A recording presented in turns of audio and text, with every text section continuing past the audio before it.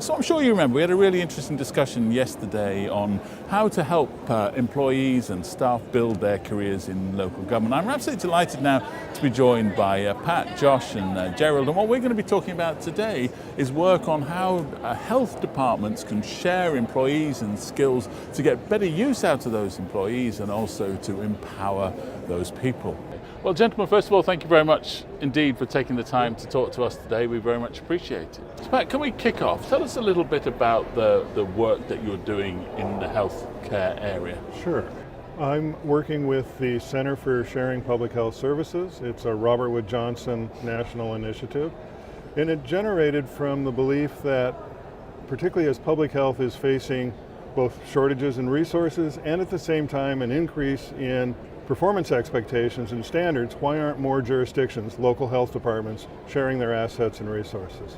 So we've begun doing a lot of work in understanding how these things work, providing assistance in the field, and we have found over time consistently that staffing issues seem to lend themselves to shared arrangements, resulting oftentimes in improvements in capabilities, expertise, and the ability to have a presence that might not have been done otherwise. We've been working with ICMA and through them with the Center for State and Local Government Excellence, and found them to be a good partner, particularly to dig deeper into the issue of shared staffing.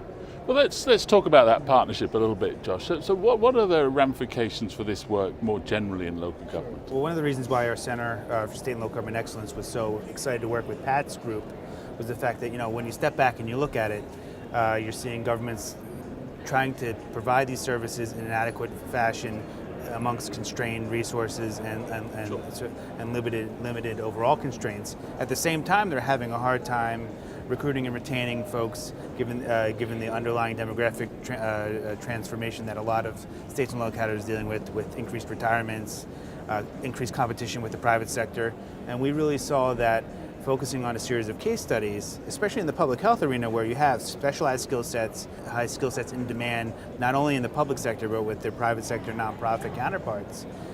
We really thought that these case studies would show some really nice lessons learned for innovative ways to approach shared staffing that could be replicable not only in the local public health arena, but more broadly in the general local government arena as well. And it's good for staff development as well, isn't it? It's a more interesting job, isn't it? No, you're right. You're exactly Definitely. right. It is, and the jurisdictions that we've looked at in Massachusetts, Iowa, Oregon, they've run the range from being large metropolitan areas to very small rural counties and New England towns.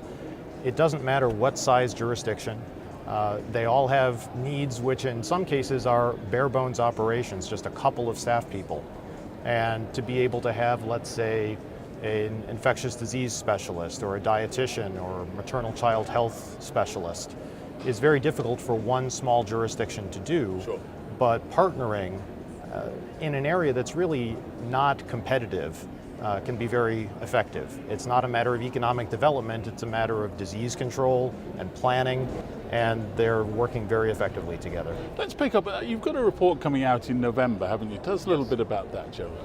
Yes, we've been doing interviews with the officials in the Multnomah County, Portland, Oregon area, with a series of actually 15 counties, very small rural counties in Iowa, who are sharing nurses and other health specialists, and in 2 communities in Massachusetts and in Melrose and Wakefield, they have figured out how to share some of their health inspector services.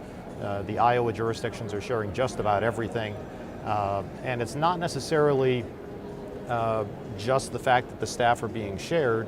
They've worked out a way that the HR and the financial considerations are shared as well, and that at the same time it's not a consolidation of services. It's not to say that we're going to have one huge health department. They continue to have their own health department board, and they continue to have the ability to contract or decide not to contract every year as they consider their budget. And I just wanted to add one other thing as well, is that we found that this shared serving arrangement in a lot of these environments also made them more competitive for state grants, for federal grants, and other opportunities that they otherwise wouldn't have access to. Well, gentlemen, thank you both all very much indeed for joining us today. Really appreciate it. Fascinating stuff. Thank you. Thank you. Thank you. Thanks.